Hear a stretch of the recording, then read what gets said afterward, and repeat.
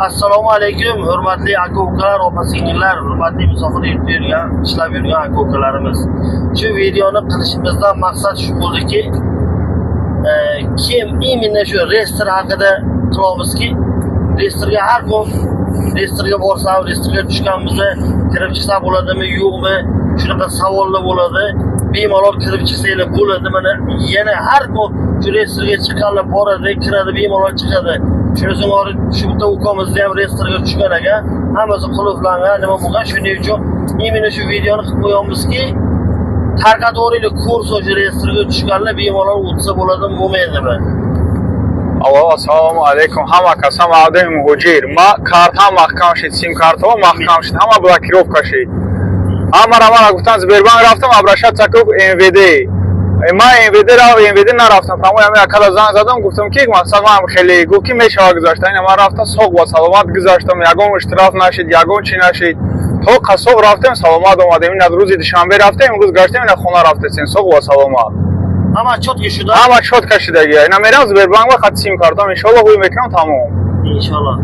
Tamam. Tamam Allah نگهبانتون همتون. Selamat başına da. خب. Mana ko'rdinglar, mana mana shu imенно shu bachcha shunaqa bo'luvdi. Shuni syomka qilib qo'ydik mana. Mana hojini gaplarini eshitib, hoji nima deysiz?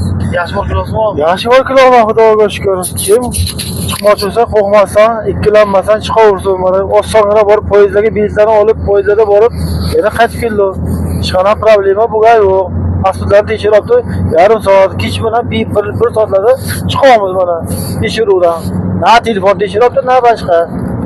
Hammasi chotki, qo'rqmasdan chiqaradilar. Hamyurtlari. Shuni singari vaqt kam qolibdi. Bizning endi maqsadimiz shuki, kim bilan chiqsa ham biz bilan chiqadimi, boshqa bilan chiqadimi, dokumentini o'qib, shaqda Fuqi Saxrobadan qildiradimi, qildirsa qildirib olish kerak. Prosta biz aytib qo'ymoqchiki, reyestrda bo'lsa ham bemalol borib kelsa bo'ladi. Dokumentlarini 30-gacha qilib olinglar. 30-dan keyin olib Xudo biladi nima gap bu, nima so'z, biz hech nima bilmaymiz. Endi hamma yaxshi qilsa o'zimizga yaxshi. Sog' bo'linglar, shuni bildirib qo'ymoqchi edik. Xolos biz o'zlaringizni ehtiyot qilinglar. Hamisha musofir yurtda hech kim hech qayerda og'rimaydi. Topganlaringga Xudo baraka bersin. Yaxshi yo'lda ko'rishguncha omon bo'linglar.